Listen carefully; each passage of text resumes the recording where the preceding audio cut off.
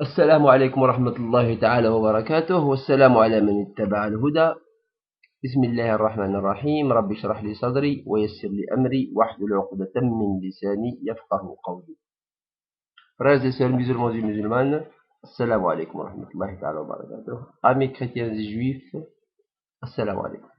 Ok, aujourd'hui je vais vous parler sur une petite ardoise que j'ai fait. Ça fait longtemps. Et voilà, je vais en parler aujourd'hui en vidéo. Ok, cette ardoise, c'est bien celle-là. Voilà, vous l'avez presque tous vu. Petite analyse de l'Exode, parce que l'Exode, je l'ai analysé bien comme il faut. J'ai extrait des âges, des dates, je l'ai compris. Et voilà, je vais vous parler sur cette ardoise. Ça paraît un petit peu pas compliqué, mais voilà. Donc, pour expliquer cela, je vais essayer d'aller le plus court possible. On a besoin de ça. On a besoin de ça. Ok. Et on a besoin aussi de deux livres, la Genèse et de l'Exode, et d'une petite calculatrice qu'on a ici. Voilà. Et du Paint. Voilà. C'est tout ce qu'il me faut. Ok. Je vais commencer. Hop, voilà. Je vais commencer rapidement. Alors, si on voit ici, petite analyse de l'Exode. Joseph, voilà. Donc Joseph, c'est la vie de Joseph, on va la voir rapidement. Quelques petits détails de la vie de Joseph. Donc il avait 17 ans lorsqu'il a été jeté dans la citerne. Ça on le sait tous. C'est écrit dans la Genèse 37, comme c'est noté verset 2.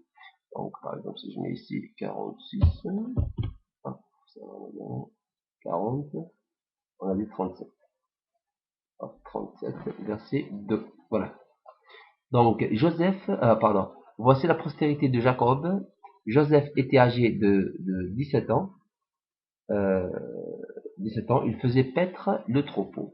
Ok, donc si vous lisez tout le chapitre, vous allez voir que ses frères, elle a été prêt à paître le troupeau, puis ses frères sont décidés de le tuer, voilà, puis ils l'ont jeté dans la citerne, et ça on le trouve ici, voilà.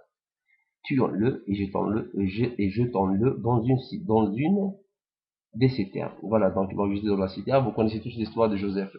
Puis les Ishmaélites sont passés par leur caravane, ils l'ont pris, ils l'ont vendu, etc. Donc ça, on le connaît tous. Donc on a le premier détail. Voilà, très bien. Donc puis après on voit que Joseph, voilà, on voit là qu'ils ont passé 13 ans. On va voir comment. Parce que lorsqu'ils ont passé 13 ans, c'est-à-dire là, dans le verset 41, verset 46, Joseph il se présenta devant le pharaon pour expliquer le songe. Voilà, donc il a expliqué le songe à propos des 7 vaches et de l'abondance et de la famine. Voilà, donc si on voit ici, ah pardon, j'ai loupé la page. Donc on a mis 46 je crois là. 41, 40, 41, verset 46. Voilà, 41, verset 46. Voilà. Joseph était âgé de 30 ans lorsqu'il se présenta devant le pharaon. Donc ils sont passés combien? Ils sont passés 13 ans après qu'ils l'ont jeté dans la citerne. Donc là, déjà ça avance bien. Puis si on lit le verset qui vient après, pendant les 7 ans de fertilité, la terre rapporta abondamment. Ok, donc là, ils sont passés ici 13 ans et plus 7 ans. Il y a, entre ce verset et ce verset, il y en a 7 ans d'intermédiaire. Donc on a bien compris ici. Si on revient sur l'ardoise, on voit ici dans le chapitre Genèse 41, 46 sont passés 13 ans parce que Joseph à cette époque-là, à ce moment-là, il avait 30 ans. Là, c'est lorsqu'il se présenta devant le pharaon.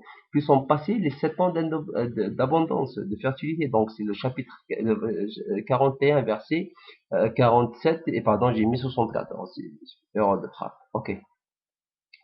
Puis j'ai mis ici 2 ans. C'est la Genèse 45, verset 11. Voilà, on va voir ce qu'il dit ici. 45, verset 11. 44, 45, verset 11. Là, je te nourrirai, car il y aura encore 5 ans de famine.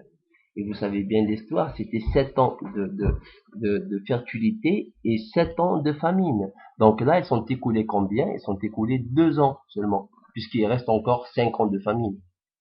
D'accord, je crois que vous avez compris. Ok, donc on a 17 ans plus 13 ans plus 7 ans, plus 2 ans. Puis là, ils sont rentrés en Égypte.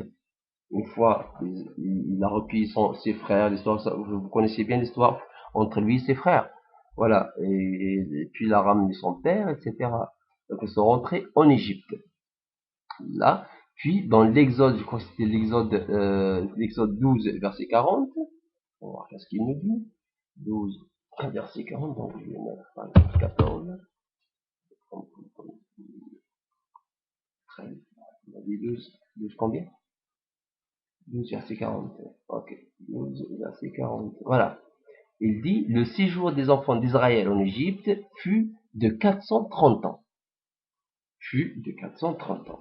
Donc si on revient ici, on va voir, voilà, ça, à ce moment-là, 2 ans après la famine, ils sont rentrés en Égypte, donc ils sont passés 5 ans de famine en Égypte, ils sont demeurés là-bas 430 ans. 430, puis ce qui fait, ils ont fait l'exode. Après les 430, c'était directement l'exode, et ça c'est connu, je vais pas vous faire, je vais vous raconter toute l'histoire. Vous connaissez bien, c'est votre Bible, vous la connaissez bien.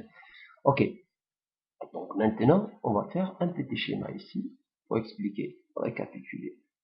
Ici, c'est la rentrée en Égypte. L'entrée en Égypte. Donc, on va mettre entrée en Égypte. Je crois que vous avez compris, hein. Entrée en Égypte, c'est très facile de toute façon. Donc, ici, c'est quelle année? On va mettre l'année, par exemple, 0. Ok.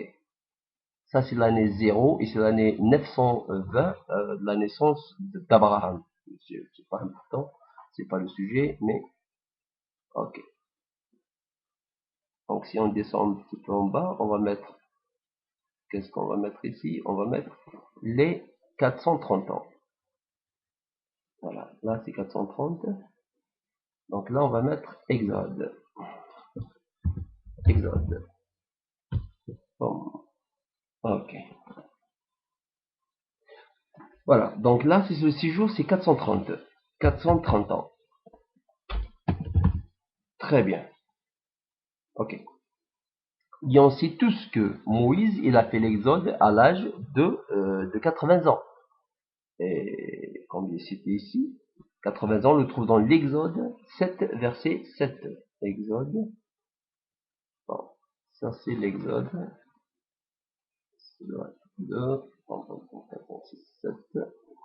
Verset 7. Moïse était âgé de 80 ans et Aaron de 83 ans lorsqu'ils parlèrent à Pharaon. Et vous connaissez bien cette histoire, ils ont parlé à Pharaon, vous pouvez lire tout le chapitre. Dieu les a envoyés, ils nous envoie plusieurs fois pour parler à Pharaon. Ça peut être, ça peut qu'à durer, ça a duré, c'est pas, 1 mois, 2 mois, 3 mois, 4 mois, parce qu'ils font du va-et-vient. Ils l'ont averti, puis il se repentit, puis vous n'avez qu'à lire un chapitre. Je ne vais pas vous raconter ce qui s'est passé. Bon voilà. Donc Moïse, il a fait l'exode à l'âge de 80 ans. 80 et quelques mois, et 2, 3, 4 mois. C'est 80 ans. Et ça c'est connu. Hein. Moïse a fait l'exode à l'âge de 80 ans. Donc on va revenir ici. Donc, puisqu'on a l'exode, donc on trace ici Moïse. On met naissance de Moïse, né. Donc, on va mettre Moïse là-dedans. Moïse, voilà. Moïse est né en cette année. Moïse est né en cette année. Donc, si c'est très facile à déduire, puisque c'est tout simplement 430 moins 80, ça nous donne normalement 350. Voilà. Donc, Moïse est né dans l'année 350 depuis leur entrée en Égypte. On est tout à fait d'accord sur ce point. D'accord? Je continue? Ok, Khaled continue. Très bien. C'est très bon. Alors, jusque-là, on est tout à fait d'accord. Il n'y a aucun problème. Ça pose aucun problème pour le moment. Ok. Maintenant, on vient ici. Supposons que la naissance du fils est à la même année de la mort du père. On va enlever cette supposition. On va essayer d'être, je sais pas, bon, bref. Alors, vous voyez ici le nom de Lévi. Pourquoi j'ai cité Lévi? Donc, je vais faire appel à cette ardoise. Voilà. Donc, si vous voyez ici, Lévi, il a eu combien de fils? Il a eu 4. Une fille, qui s'appelle Yokabed, et 3 garçons. Merari, Kehat et Gershon. Ok, on est tout à fait d'accord. Et vous pouvez le trouver dans l'Exode 6, verset 16. Ok, ça c'est connu. 3 fils de Lévi sont connus. Très bien. Puis là, Kehat, il a eu aussi 4, etc. Bon, Kehat, il a eu 4, il a eu Amram, Jetchel, il a eu Ivron et Uziel. Uziel, aussi, c'est un nom d'un nom, mais c'est pas le sujet. Ok, bref. Donc, on a ici ces 4 fils, puis on a Maria, et on a Aaron et Moïse, qui sont les fils de Amram. Et Amram, et là qu'on voit ici, dans l'Exode 6, verset 20, et dans le Nombre 26, verset 59, elle a épousé Yokabed. Yokabed, c'est qui? C'est bien sa tante. Yokabed, c'est la sœur de Kehat, qui est le père de Amram. Donc là, c'est un mariage inceste. Donc, ce qui fait que Moïse est issu d'un mariage inceste. Bon, c'est pas le sujet, on va pas en parler, on va pas faire toute une histoire. C'est écrit dans la Bible. Bon, c'est pas grave. Allez, je continue. Donc, vous avez là l'idée, il est clair, d'accord? Lévi, Kehat et Amram, ce qui nous intéresse. Et Yokabed, bien sûr. Ok. Alors, maintenant, qu'est-ce qu'il faut faire? Maintenant, on doit savoir, on doit retourner ici. Là, on va voir ceux qui sont, puisque c'est Lévi qui nous intéresse, donc on va voir les gens qui sont rentrés, les fils de Lévi qui sont rentrés en Égypte avec Lévi. Ok. Donc là, normalement, là, ça doit être dans la Genèse. Donc la Genèse, je vais par exemple mettre ici Kehat. Voilà. Qu'est-ce qu'il dit ici? Voilà. Voici les noms des fils d'Israël qui venirent en Égypte, Jacob et ses fils. Premier-né, Robin, etc. Donc là, on voit les fils de Lévi. Donc lui, il est rentré en Égypte avec eux, bien sûr. Donc les fils de Lévi, c'est Gershon, Kehat et Merari. Donc ces trois-là, ils sont rentrés avec Lévi en Égypte. Donc il est rentré avec 1, 2 et 3, mais pas Yokabed. Ok? Mais pas Yokabed. Il n'y a pas de problème. Il n'y a aucun problème. Donc, Amram, il est né en Égypte. Ok, on est tout à fait d'accord. Kehat, il est né dans le pays de Canaan, pas en Égypte. Ok, très bien. Maintenant, on va revenir ici. Voilà. Si par exemple, on fait ce schéma, ok, là c'est la rentrée en Égypte. Bon, bref, c'est la rentrée en Égypte, donc je vais faire, voilà. La rentrée en Égypte, je vais la dessiner ici. Je vais écrire, je fais comme ça, voilà. L'entrée en Égypte, je vais mettre l'année 0. Voilà. Je dessine ça rapidement. Je fais comme ça, pour gagner un petit peu du temps. L'exode. Ok, très bien. Donc, on a l'autre schéma de l'autre côté. Donc, si on met ici Lévi, mais ce qui nous importe, c'est pas Lévi, c'est bien sûr Kehat. Parce que, oui, c'est Kehat qui nous importe, qui nous intéresse. C'est Kehat et Yokabed. Donc, qu'est-ce que je vais mettre ici? Je vais mettre Kehat. Très bien. Je mets ici Kehat. Ok. Donc, Kehat, supposons que Kehat, il est rentré en Égypte qu'il avait un seul jour, une journée de sa vie. Ça, je vais être le plus généreux possible. Parce que normalement, il peut rentrer à l'âge je sais pas, à l'âge de 15, de 7, 8, 9, 10 ans, 5 ans. Mais là, je lui donne une journée. Vous allez comprendre pourquoi. Parce que je suis très très généreux dans ce coup-là. Une journée, ou deux ou trois. De toute façon, il est rentré à nouveau-né. Ok. Maintenant, là ici, on a 430 ans. Hop, c'est 430. On est tout à fait d'accord sur ce point-là. C'est 430. Ok. Donc là, on peut prendre ce point ici. Ce point aussi, pardon. Voilà. Voilà. Donc on est tout à fait d'accord sur ce point. Ok.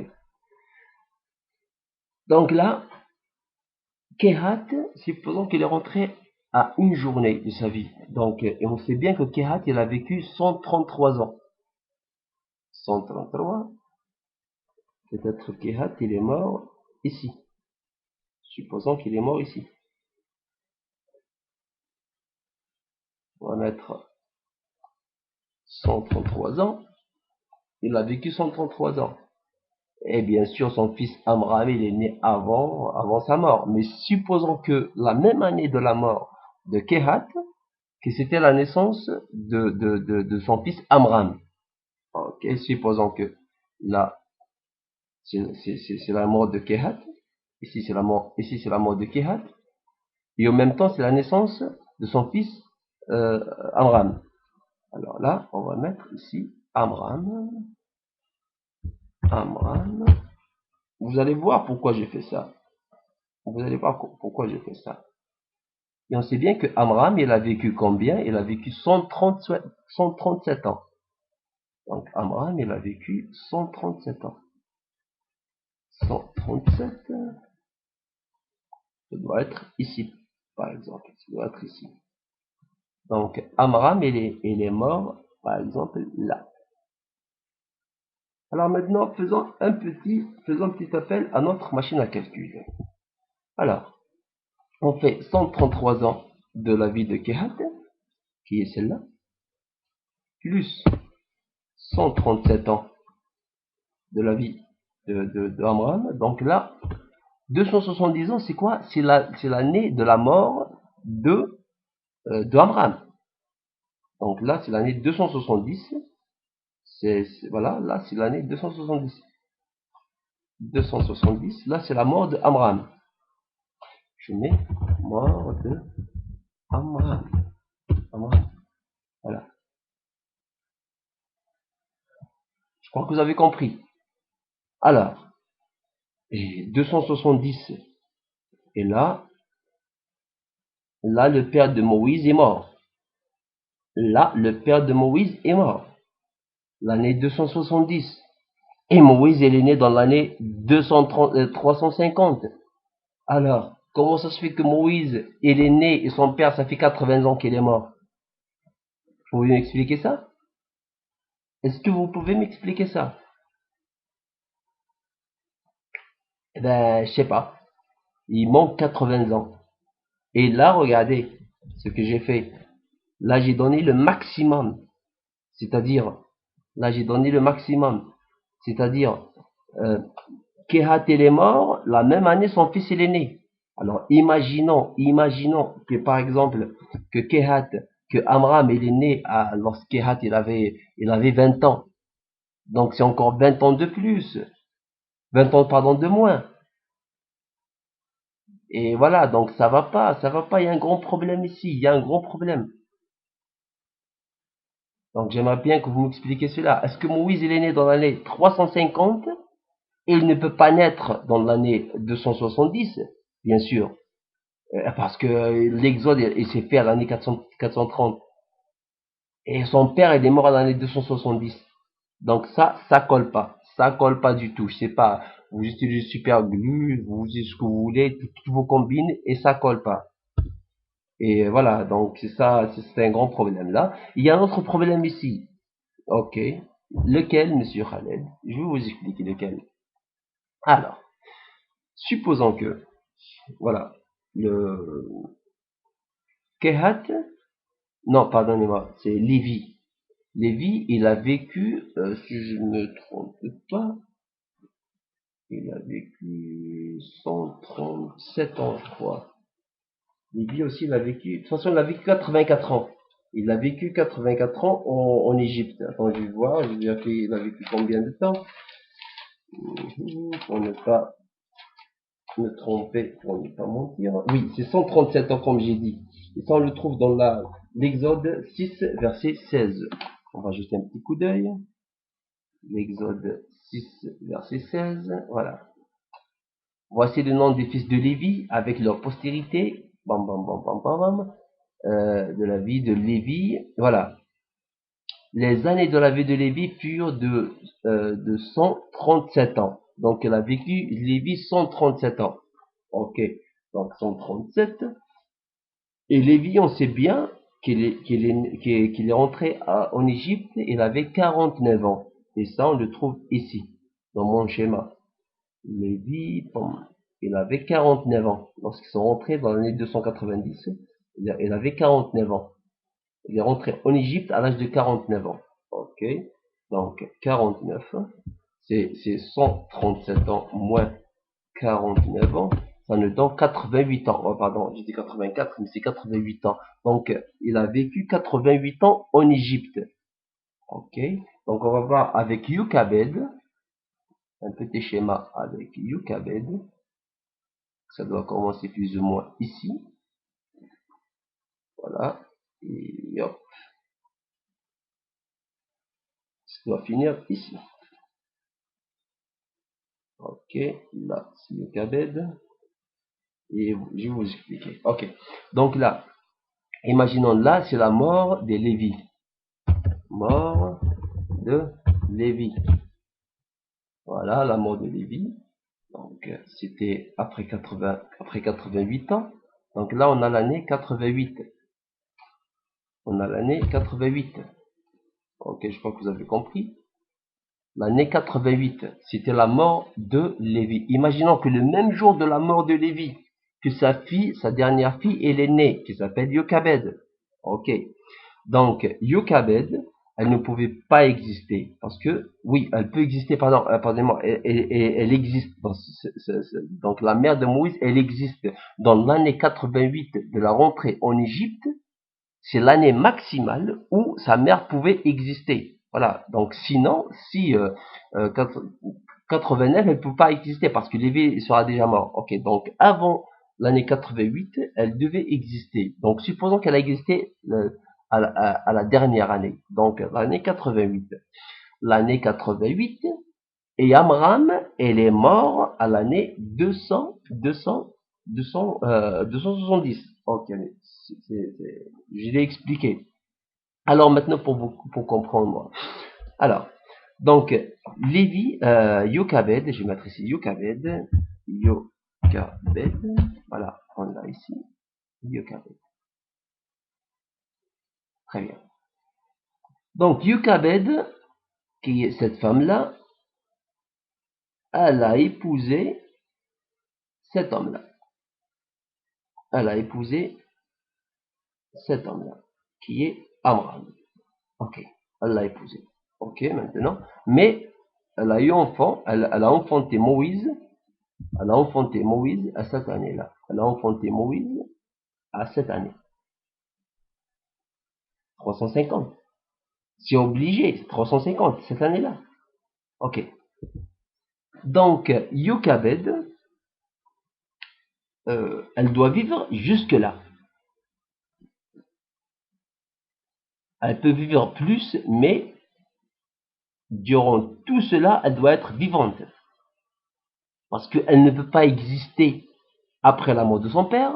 Elle ne peut pas aussi, euh, elle ne peut pas ne pas exister avant la naissance de Moïse. Donc elle a existé durant tout ce temps-là. Ok, tout à fait d'accord.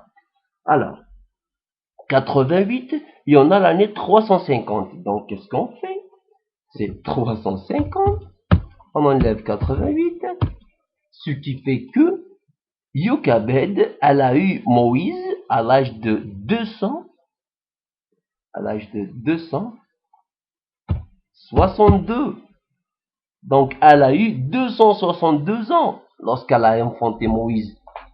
Alors, ben dis donc, une femme de 262 ans, comment elle peut enfanter trois enfants? Hein? J'aimerais bien que vous m'expliquiez cela aussi. Voilà, je crois que c'était pas vraiment compliqué.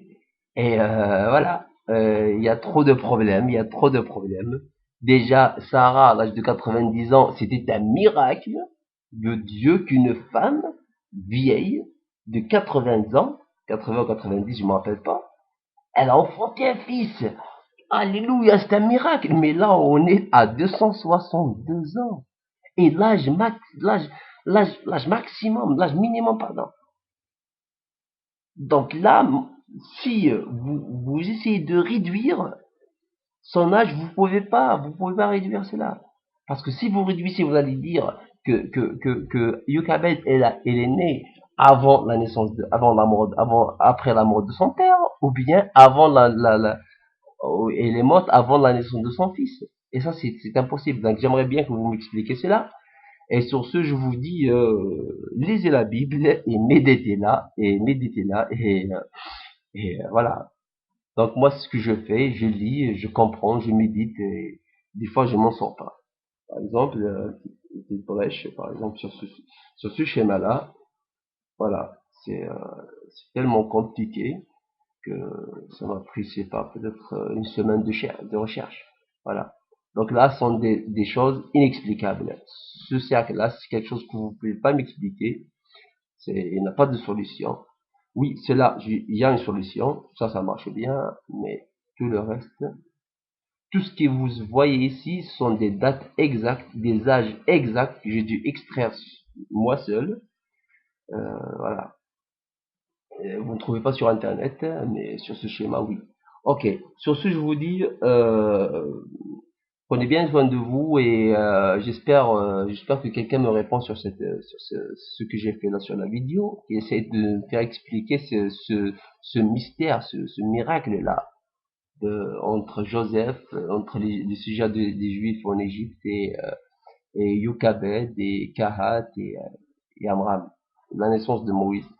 Et sur ce, je vous dis que Allah vous bénisse, Allah barak fikum, et qui vous protège. Et j'aimerais bien que les chrétiens et juifs, ceux qui croient à la Bible, méditent la Bible et qu'ils ouvrent leurs yeux et surtout voilà, j'ai rien à vous ajouter.